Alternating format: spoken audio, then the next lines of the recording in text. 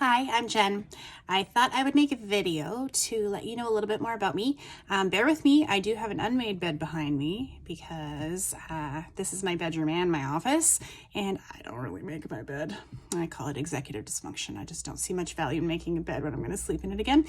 But here's a little bit more about my story, in case anybody's wondering. Who am I and how did I end up doing this? So my childhood socially was pretty rough.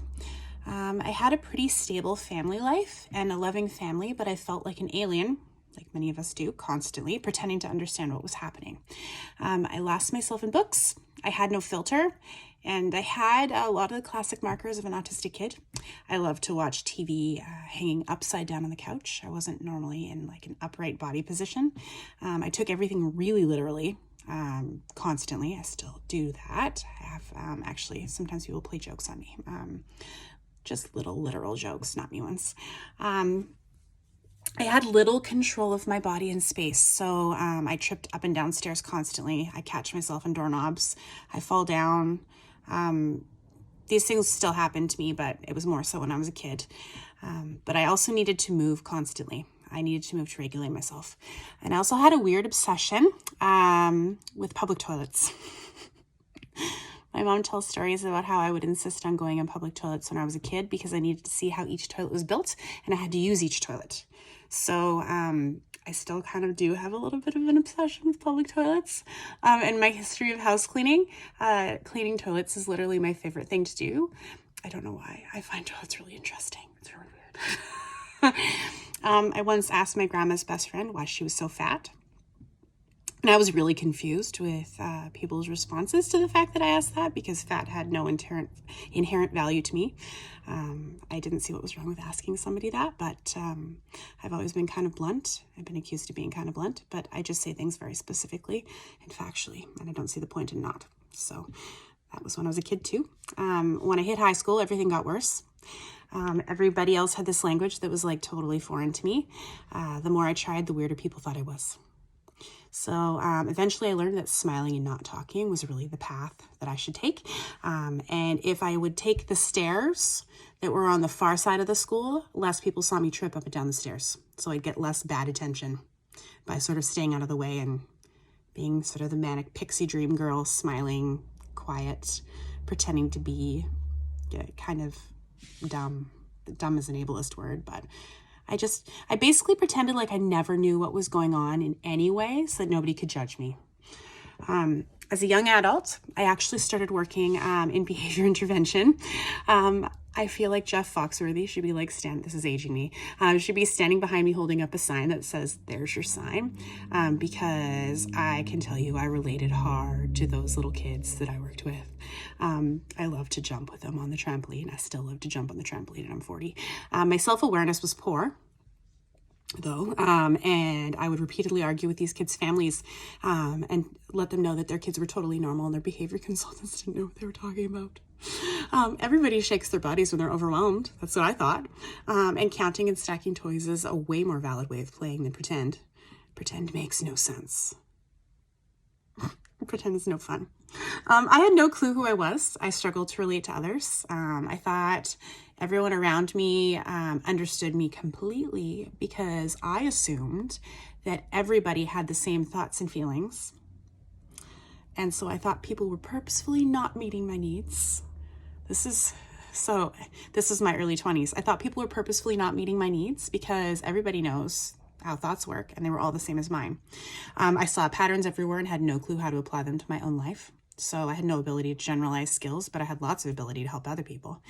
I saw myself as a highly empathetic person and an indigo child.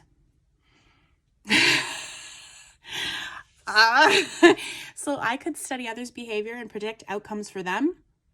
Could not help myself. No generalization of skills to my own life. I've had rolling burnouts in every career. I get stuck in loops when I disagree with people over things that I see as like moral imperatives. So my ability to have a boss is nil unless we have the same set of values. And you don't generally tend to have the same set of values with your boss, right? So I would get really angry and I would either burn out or quit. I would learn a new skill very quickly. So I'd become that quintessential subject matter expert very quickly because I'm obsessed with learning new things. And if something's hard, I really want to do it. It's when something becomes easy, I no longer want to do it. And then I would crash over and over. And then I would try to pick up something new in a desperate attempt to get that sense of control back. Who do you think has a PDA profile? Then I had my kids. My kids are like my little light bulbs. So I knew that something was amiss for them. I just knew. I could feel it. I could sense it. I knew that something was going wrong for them. One of them would spend hours bonking his little face on the floor. And it wasn't like he was in distress. It was just he needed to bonk. He would bonk over and over again. And I started to worry that I'd need to put a helmet on him because he would bonk his face no matter what kind of floor he was in front of. And he had a super shrieky aversion to any silky polyester fabric. If I picked him up, and I don't even know how I wore silky polyester. I was obviously like deep in the mask at the time, but he would feel it and he would shove his little body off of mine. The other one never stopped talking, never stopped making sounds ever. Constant sounds. Literally still constant sounds. He just has one of his stems is to be constantly talking, and he perseverates on talking. So I had to try for a really long time. Ooh, I forgot to mention the one that never stops talking also read before he was he was barely 2. He read a road sign on the way by, which was shocking because 2-year-olds can't normally read. But it took me a few years of begging for consults before we actually finally got to see a psychiatrist who cut each of their assessments short in the middle of the meeting and diagnosed them on the spot because they're so obviously autistic. It was while I was standing in the clinician's office, I had so much fear that they were going to not be diagnosed because I knew that there was something that they needed, but I was so worried that they were going to get missed like so many kids do. So I stood in the clinician's office and I had relief tears in my eyes because I knew at that point too that I was autistic. So I would bet my life. And every piece of the diagnostic puzzle for both of my kids was absolutely yes. And for me at the same time internally, I was like, a hell yes, because so many ways that they struggle were and are even still bigger struggles for me even than they are for them. So my kids will absolutely giggle and tell you that I'm more autistic than them, particularly when we try to go in public. I'm the one that has meltdowns in public. Every other member of my family really loves to do social public things. I don't. I've got like 3 safe public locations and I only go to those places if I can help it. Whew, this is a lot, you guys. So when I got outside after my boys were diagnosed, my husband turned to me and he said, "So are you going to be assessed?" I hadn't said anything, but he was like, "Obviously you need to be assessed." And I just burst into tears because I had so much grief and guilt and shame just walled up against that wall in your head that was represented in all the ways that being a human is just hard in an ethereal way. It's just this unobtainable, being typical or normal just is impossible for me. And I tried so hard. I wish that I hadn't tried so hard. I wish that somebody had pulled me aside who was autistic at the time and been like, "Hey, you're good. You're just with the wrong people." So I have an explanation as to why now I need a buddy to go shopping, because I do. I am a professional with my own business. I would count myself as highly successful and highly motivated. And I can't go shopping alone. The grocery store makes me melt down. I could do a whole video on why grocery stores suck. Seriously, you guys, grocery stores are the absolute worst. Why do they need to have 5 musics on in the same location? Why do you move things? Why do you move the things? Things should have a home and they should stay there. Oh my God. Okay. So I cannot handle sudden changes in public scenarios. I now have an explanation for that. I'm not just sensitive or being annoying. Why I lose whole chunks of memories when I'm stressed out. I dissociate. I leave my body because it's a safe place to go. I can create massive, complex, life-changing tools and projects in hours. So I have like super skills too. I can connect immediately with elders, children, and animals. Ones that don't like people So many times somebody's like, my dog hates other people. He might try to attack you. And then their dog will climb on my lap. I will always choose to hang out with animals, children, and elders over hanging out with people my own age who are neurotypical. So I can also write an entire book in one feverish unslept night. I wake up and write poetry constantly. I have so much creative stuff happening in my brain. The executive functioning pieces are so hard for me though. So I have a lot of grief for the little me because I was struggling so hard and so obviously in so many ways that are now like stereotypical for little autistic girls. Meanwhile, the little boys around me with intense special interests lining up trains were getting diagnosed, but I was sort of being missed. So many of us, right? So there's a lot of grief and shame around that. And it's not fair, but it's there. So I soon had a clinical ADHD diagnosis, in addition to like a whole slew of other clinical diagnoses that are related to autism, neurodivergence. I am currently self-diagnosed for autism because it is so damn expensive to be diagnosed. And the process, so much paperwork. There's so much paperwork for a process that is meant to diagnose people with executive dysfunction. So I'm stalled halfway through the process, but I would bet my life on my autism diagnosis. So thank goodness that self-diagnosis is valid in the autism community circles because it is so expensive to get diagnosed, and some people it's just simply not accessible for them. So luckily, because I'm a business owner, I hire people to do my paperwork for me. Care planning is the only real paperwork I have to do. So yay. Let's talk about how I ended up here specifically today doing this job. So I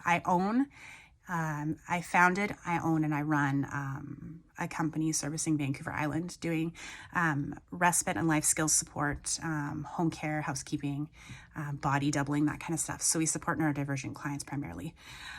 So my last burnout was while I was working as a nurse in a long-term care facility. So many people who are autistic would understand that we often have a heavy emphasis on morals and fairness. I get stuck looping on morals and fairness. So I worked in a long-term care facility. I am not built for other people's rules if they do not align with mine. And any perceived lack of unfairness makes me explode with emotion. So the staffing shortage in healthcare just overall killed me, literally almost killed me. Like very close. I became selectively mute. I suffer with selective mutism, and I became selectively mute for like long periods of time after this, and I actually had to go on a stress leave. So I was left in a place where I had to figure out what I was going to do for work and how I would calm down. Luckily, I calmed down by organizing and cleaning. So that is one area of my executive functioning that is really high. I love to clean things and organize them into categories, okay? Organizing things into categories is like my jam, particularly if it's a doom pile, because I have an ability to see how to organize things. It's really like top notch. One of my special interest areas was organizing. So I started cleaning my friends' houses and helping them get organized. And that slowly morphed into me doing respite because they had families that were like mine and I understood how to support the kids. So I did a life 180 back to like intervention, only this time I did it my way. I don't do any behaviorism. We do behavior plans related to safety and supporting what someone needs and maintaining their autonomy and their consent. So we only do positive reinforcement. Over time, I realized I have a real knack, and I've been told by people that I work with that I have a real knack for connecting with neurodivergent people and building them care plans, particularly pathologically PDA, pathologically demand-avoidant kids and their families, because my brain is there. I understand them because I am them.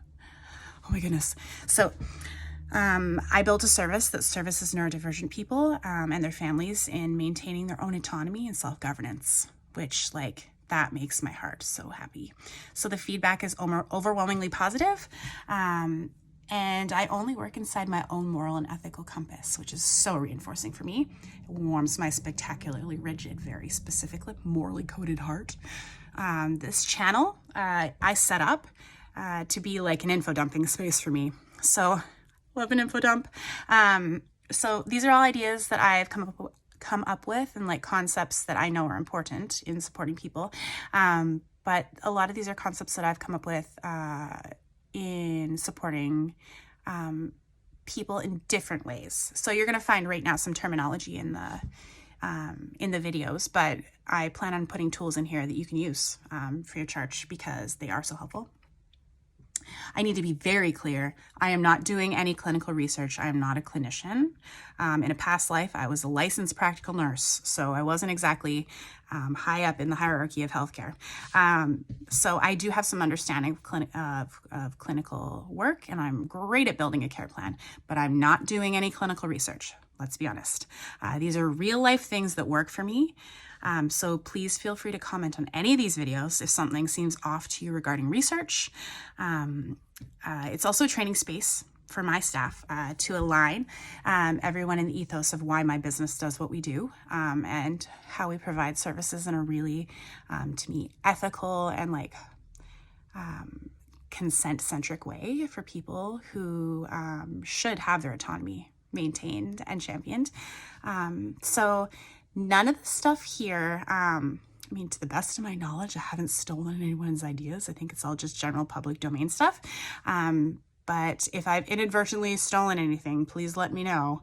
But any of the ideas here are generally mine or public knowledge, so you can feel free to take and use anything you want, including if you have a business, please feel free to use this stuff. Anything that you find here to help you, your teams, your families, please go ahead. And as an aside, I am a gender fluid human. I'm a total weirdo, and I love to do human cosplay. So I will totally look different in different videos. It is still me. I have not gone through some massive life change. I'm just a weirdo that loves to play dress up. All right, welcome.